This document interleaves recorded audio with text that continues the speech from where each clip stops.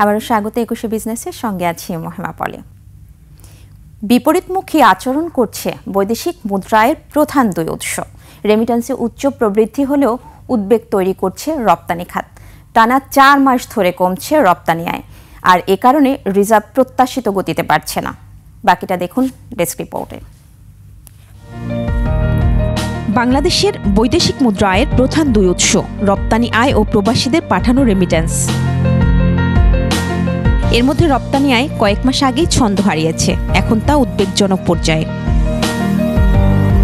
পরিসংখ্যান বলছে আগের ৩ মাসের মতো গেল নভেম্বর মাসেও রপ্তানি আয় কমেছে। নভেম্বরে পণ্য রপ্তানি কমে প্রায় ৬%। এ সময় বাংলাদেশ পণ্য রপ্তানি থেকে আয় করে ৩৮৯ কোটি মার্কিন ডলার। গত বছরের একই সময় রপ্তানি হয়েছিল প্রায় ৪১২ কোটি ডলারের পণ্য। যদিও গত অক্টোবরের তুলনায় নভেম্বরে রপ্তানি বেড়েছে প্রায় ২%। ট্রাম্পের পাল্টা শুল্ক নীতির প্রভাব আরেকটা কারণ হচ্ছে যে রাজনৈতিক অস্থিরতা এবং অর্থনৈতিক অস্থিরতা। এই তিনটা বিষয়কে কেন্দ্র করে বাংলাদেশের রপ্তানি খাতে প্রভাব পড়েছে। দীর্ঘদিন ধরে মূলধনী যন্ত্রপাতি আমদানি এবং কাঁচামাল আমদানি ঋণপত্র খোলা স্থবিরতা ছিল, কমে গিয়েছিল এই ঋণপত্র খোলার পরিমাণটা। এর প্রভাব এখন পড়ছে রপ্তানি আয়ের উপরে। গত মাসে তৈরি পোশাক রপ্তানি করেছে ৫%। এ সময় দেশ থেকে ৩১৪ কোটি ডলারের পোশাক রপ্তানি হয়। গত বছরের নভেম্বর মাসে বাংলাদেশ থেকে তৈরি পোশাক রপ্তানি হয়েছিল ৩৩০ কোটি মার্কিন ডলারের। গার্মেন্ট ছাড়াও হিমায়িত মাছ, কৃষিপণ্য, প্লাস্টিক পণ্য, হোম টেক্সটাইল, পাট ও পাটজাত পণ্যের রপ্তানি কমেছে, তবে বেড়েছে হালকা প্রকৌশল পণ্যের রপ্তানি। রপ্তানি বাড়ানোর জন্য এখন যেটা করতে হবে, যে শিল্প কারখানাগুলো বন্ধ হয়ে গেছিল সেগুলোকে খোলার ব্যবস্থা করতে হবে, সেগুলোকে পলিসি সাপোর্ট দিতে হবে, সে কেন্দ্র ব্যাংকের পলিসি সহায়তা অব্যাহত রাখতে হবে। এবং আরেকটা বিষয় হলো যে আপনার বাজারকে আপনার স্থিতিশীল রাখতে হবে। এদিকে রপ্তানি কমলেও বাড়ছে রেমিটেন্স। নভেম্বরেও প্রবাসীরা দারুণ সাড়া দিয়েছেন, দেশে পাঠিয়েছেন ২৮৯ কোটি ডলারের রেমিটেন্স। মহিমা পলি, ডেস্ক রিপোর্ট, ২১ টেলিভিশন। প্রতি কেজির দাম ১৫০ টাকায় ওঠার পর পেঁয়াজ আমদানির অনুমতি দেওয়ার সিদ্ধান্ত নিয়েছে সরকার। এতে দেশের পেঁয়াজের বাজারে স্বস্তি ফিরবে বলে আশা করা হচ্ছে। অন্যদিকে ভারতীয় পেঁয়াজ চাষিদের জন্য এটি দারুণ খবর। সরকারের সিদ্ধান্ত অনুযায়ী প্রতিদিন ৫০টি করে আইপি বা আমদানি অনুমতি ইস্যু করা হবে। প্রতিটি আইপিতে সর্বোচ্চ ৩০ টন পেঁয়াজ আনার অনুমতি দেওয়া হবে।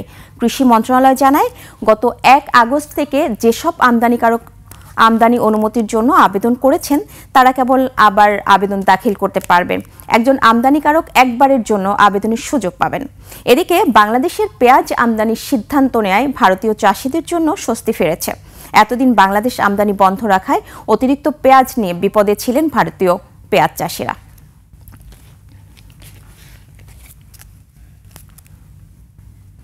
এদিকে আমদানির অনুমতির খবরে হিলিতে এক রাতের ব্যবধানে পেঁয়াজের দাম কমেছে কেজিতে ৩০ টাকা।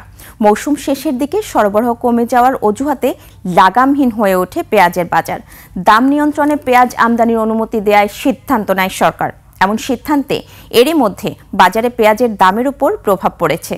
গেল শনিবার যে দেশীয় পুরনো পেঁয়াজ ১৩০ টাকা বিক্রি হয়েছিল, আজ তা কমে ১০০ টাকা বিক্রি হচ্ছে। নতুন পেঁয়াজ ১১০ টাকা বিক্রি হলেও আজ তা কমে ৮০ টাকায় নেমে এসেছে।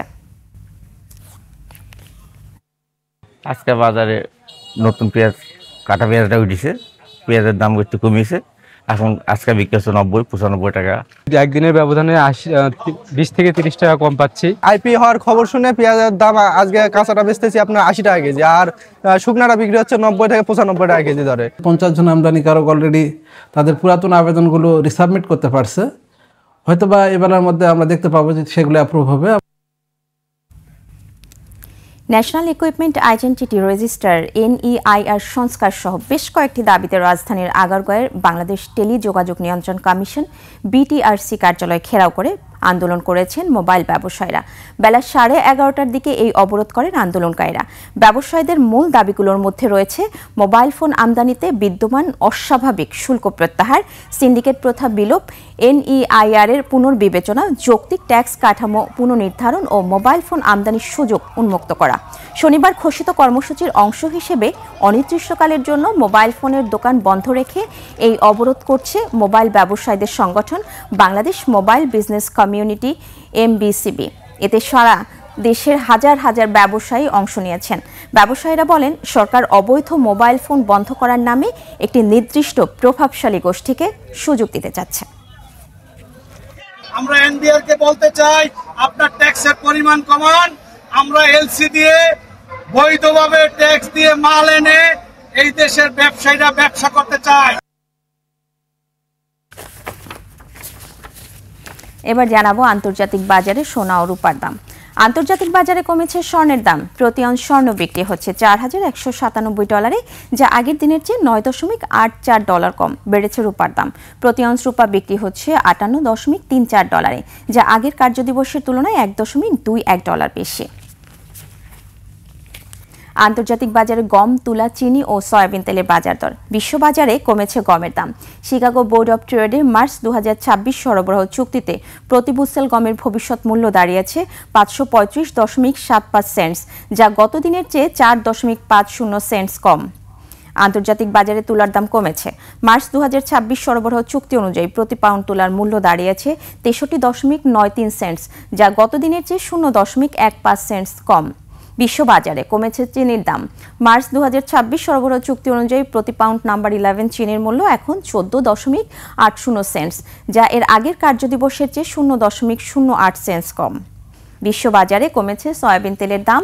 জানুয়ারি 2026 সরবরাহ চুক্তি অনুযায়ী প্রতি পাউন্ড সয়াবিন তেলের মূল্য এখন 51.69 সেন্টস, যা এর আগের কার্যদিবসের চেয়ে 0.10 সেন্টস কম।